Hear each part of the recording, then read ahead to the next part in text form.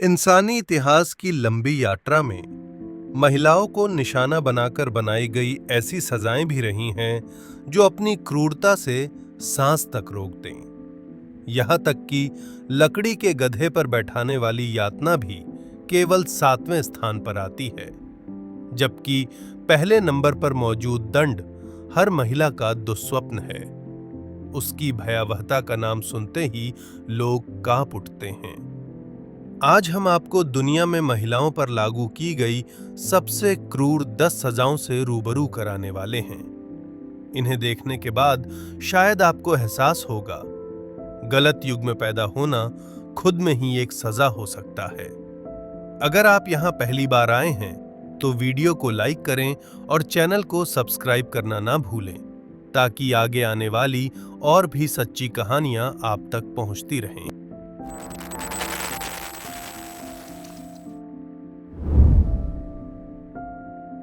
ये दंड आधुनिक चीनी इतिहास में महिलाओं के खिलाफ इस्तेमाल की गई एक यातना थी और इसे सबसे क्रूर दंडों में से एक माना जाता है। ताइवान के लेखक बोयांग ने अपनी कृति बोयांग की स्मृतियां में इस यातना का उल्लेख किया है। इस दंड का उपकरण बेहद साधारण था, सिर्फ एक बहुत ही खुरदरी रस्सी। दंड दिए जाने के समय पीड़िता के निचले कपड़े अक्सर उतार दिए जाते थे, जबकि उसका ऊपरी शरीर कसकर बांध दिया जाता था। इसके बाद जल्लाद उस खुरदरी सन की रस्सी को पीड़िता की दोनों टांगों के बीच से निकालकर तेजी से रगड़ता था, ताकि शरीर के सबसे संवेदनशील हिस्से को उत्तेजित किया जा सके। रस्सी की खुरदरापन त्वचा को गंभीर नुकसान पहुंचाता था, जिससे सूजन और खून बहने लगता था। जब खून रस्सी पर लग जाता तो दर्द और भी बढ़ जाता। जैसे जैसे यातना जारी रहती, कई पीड़िताओं में असंयम की स्थिति भी देखी जाती थी। इसके अलावा कभी-कभी रस्सी पर तेज उत्तेजक या संक्षारक तरल भी लगाए जाते थे, जिससे मांस और त्वचा गलने लगती थी। भले ही कोई महिला इस यातना से बच जाती, लेकिन रस्सी दंड से होने वाली चोटें अक्सर उसे बाज बना देती थीं। साथ ही घावों के संक्रमण और मूत्र मार्ग के संक्रमण के कारण वो अन्य बीमारियों से भी ग्रस्त हो जाती थी। कहा जा सकता है कि रस्सी दंड आधुनिक चीन की सबसे जघन्य यातनाओं में से एक था। यह दंड उपकरण आज बहुत कम जाना जाता है, लेकिन मिंग राजवंश के दौर में इसे सबसे भयानक यातनाओं में गिना जाता था। इसके शिकार अधिकतर महिला कैदी होती थीं और इससे होने वाला शारीरिक व मानसिक कष्ट कल्पना से परे था। इतिहास में बताया जाता है कि लोहे की स्कर्ट की यातना झेलने वाली एकमात्र महिला मिंग सम्राट योंगले जूदी की मां थी। वह पहले जू युआनझांग की प्रिय उपपत्नी थी, लेकिन जब उसने केवल 7 महीनों की गर्भावस्था के बाद जूदी को जन्म दिया, तो जू युआनझांग ने उस पर परपुरुष संबंध का शक किया और उसे लोहे की स्कर्ट की यातना देकर मरवा दिया। इस दंड में महिला को लोहे की चादरों से बनी एक पोशाक पहनाई जाती थी, फिर उसे जलते अंगारों पर रखा जाता था। जैसे जैसे लोहा गर्म होता, महिला मानो भट्टी में भुनने लगती। चूंकि लोहा तेजी से गर्मी फैलाता है, स्कर्ट जल्द ही एक तपता हुआ लोहे का घेरा बन जाती, जो पीड़िता के शरीर को कसकर जकड़ लेता। समय के साथ त्वचा जलने लगती, जले हुए मांस की गंध पूरे दंड स्थल में फैल जाती और चीखें लगातार गूंजती रहती, जब तक कि उसकी सांसें थम न जाएं। इसकी भयावहता के कारण ऐतिहासिक अभिलेखों में दर्ज है कि इस दंड का प्रयोग बहुत कम किया गया। ये दंड मुख्य रूप से उन महिलाओं को दिया जाता था जिन पर विवाह के बाद व्यभिचार का आरोप लगाया जाता था। ये दंड बेहद क्रूर और अपमानजनक था। महिला को बांस के उस पिंजरे में बंद किया जाता था जिसका उपयोग पहले सूअरों के लिए होता था।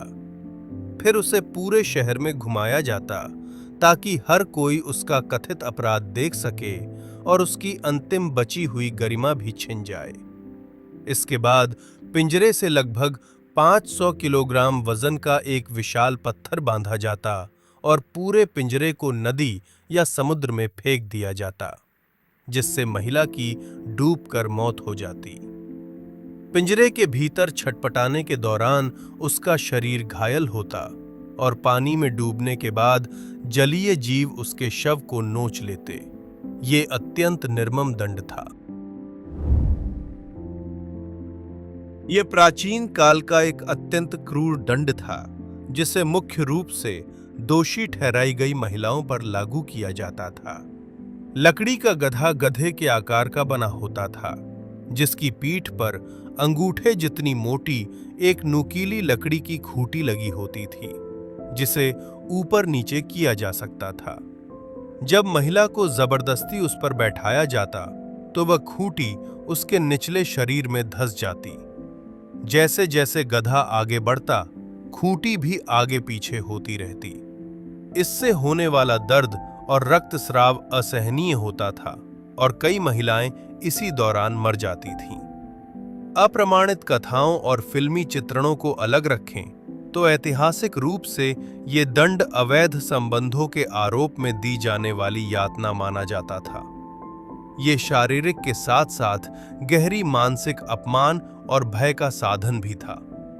बेशक ये सभी मानव नैतिकता के विरुद्ध जाने वाली क्रूर सजाएं इस बात को स्पष्ट रूप से दर्शाती हैं कि सामंती दौर में महिलाओं की सामाजिक स्थिति अत्यंत निम्न और कमजोर थी। प्राचीन काल में लाल कढ़ाई वाले जूते महिलाओं की रोजमर्रा की आवश्यकता थे और इसी कारण वे महिला अपराधियों के लिए एक विशेष यातना बन गए। दंड के रूप में इस्तेमाल किए जाने वाले ये जूते लोहे से बने होते थे, भारी और मोटे। उपयोग से पहले उन्हें जलते अंगारों में तब तक तपाया जाता जब तक वे लाल न हो जाएं। फिर उन्हें अपराधी के पैरों में पहनाया जाता। उसी क्षण जले हुए मांस की गंध फैल जाती। ये प्रक्रिया अक्सर 3 या 4 बार दोहराई जाती थी। हल्के मामलों में पैरों की नसें जल जाती थीं, जबकि गंभीर मामलों में पूरा पैर जलकर नष्ट हो जाता था। ये पीड़ा सामान्य इंसान की सहनशक्ति से कहीं अधिक थी। कहा जाता है कि इस दंड की प्रेरणा शांग काल में झो वांग द्वारा बनाए गए पाओलाओ दंड से आई थी और इसे वास्तविक रूप देने वाला मिंग काल का नपुंसक वेई झोंगशियन था। इस दंड में महिला को बर्फ से बनी कुर्सी पर बैठाया जाता था। यदि केवल नाम सुना जाए तो इसकी भयावहता का अनुमान लगाना कठिन होता है। अधिकतम हल्की ठंड का एहसास होने जैसा लगता है, लेकिन इस दंड का उद्देश्य पीड़िता को निर्वस्त्र कर अत्यधिक ठंड के माध्यम से शरीर और मन दोनों की सहनशक्ति को तोड़ना था, ताकि उसे ठंड और पीड़ा के 2 चरम छोरों की यातना झेलनी पड़े। क्या आपने कभी बहुत ठंडी बर्फ या आइसक्रीम खाई है और आपकी जीभ उससे चिपक गई हो, या सर्दियों में किसी लोहे की छड़ को छूने पर त्वचा के चिपक जाने की घटना देखी हो? इसी तरह की पीड़ा को यह दंड और भी भयावह रूप में उत्पन्न करता था। इस दंड के शिकार आम तौर पर कमजोर कदकाठी की महिलाएं होती थीं और इसका प्रयोग अधिकतर सर्दियों में किया जाता था। महिला को बर्फ पर बांध दिया जाता। शुरुआत में उसे तीव्र ठंड महसूस होती, फिर धीरे धीरे शरीर सुन्न पड़ जाता और अत्यधिक ठंड के कारण शरीर का तापमान खतरनाक रूप से गिर सकता था। इसी समय जल्लाद उसे जबरदस्ती बर्फ से अलग कर देता, जिससे त्वचा तक उखड़ जाती थी। लेकिन यातना यहीं समाप्त नहीं होती थी। उसे बार बार ठंडा पानी डालकर फिर से बर्फ पर बैठाया जाता, चिपकाया जाता और दोबारा जोर से अलग किया जाता। केवल इसका वर्णन सुनना ही रोंगटे खड़े कर देता है, क्योंकि यह पीड़ा सामान्य मानव सहनशक्ति से कहीं अधिक मानी जाती थी। ये एशिया में प्राचीन काल का एक आम दंड था और तांग काल के बाद इसे विशेष रूप से महिलाओं पर लागू किया गया। कई स्थानों पर इसे पंखे के आकार वाले दंड के नाम से भी जाना जाता था, क्योंकि इसमें रस्सियों के सहारे लकड़ी की छड़ें जोड़कर एक सरल लेकिन प्रभावी क्लैंप जैसा उपकरण बनाया जाता था। इस उपकरण में पीड़िता की उंगलियां फंसाकर रस्सियों को कस दिया जाता, जिससे असहनीय दर्द उत्पन्न होता था, और इसका उपयोग पूछताछ या दंड देने के लिए किया जाता था। आमतौर पर छोटी उंगली और अंगूठे को इसमें नहीं रखा जाता था। छोटी उंगली बहुत पतली और कमजोर होने के कारण आसानी से टूट सकती थी, जिससे पीड़िता बेहोश हो जाती, जबकि अंगूठे की संरचना अन्य उंगलियों के साथ इस दंड के लिए उपयुक्त नहीं मानी जाती थी। प्राचीन काल में महिलाओं के हाथ, विशेषकर उंगलियां, श्रम और आजीविका का महत्वपूर्ण साधन थीं। यदि इस दंड से उंगलियां नष्ट हो जातीं, तो इसका अर्थ होता था कि महिला आगे चलकर बुनाई या अन्य हस्तशिल्प जैसे कार्य नहीं कर सकेगी।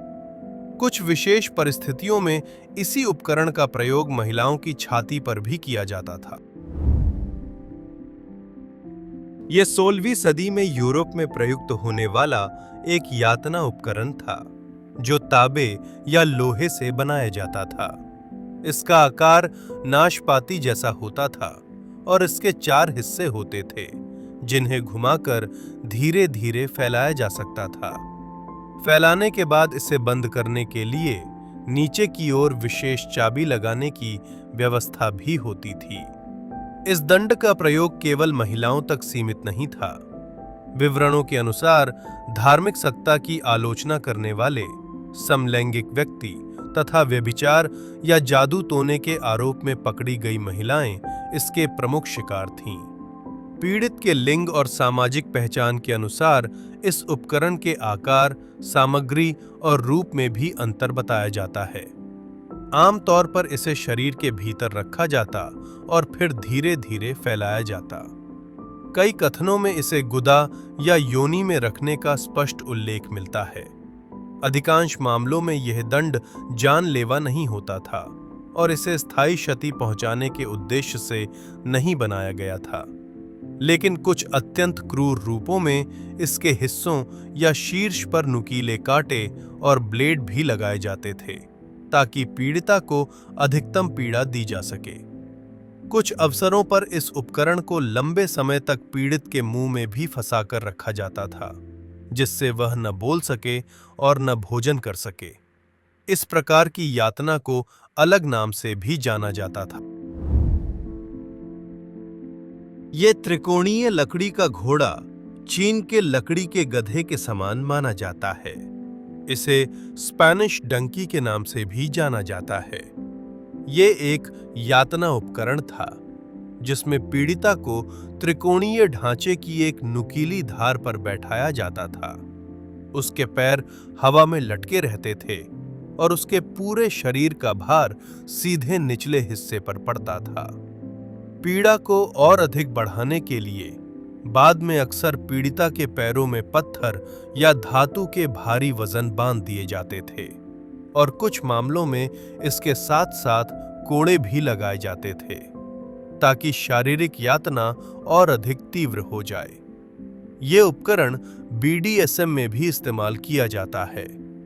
आज SM के लिए बनाए गए इसके परिवर्तित त्रिकोणीय लकड़ी के घोड़े आमतौर पर जांघों को कसकर पकड़ सकते हैं, ताकि शरीर के वजन से पड़ने वाले दबाव का बोझ कम हो सके।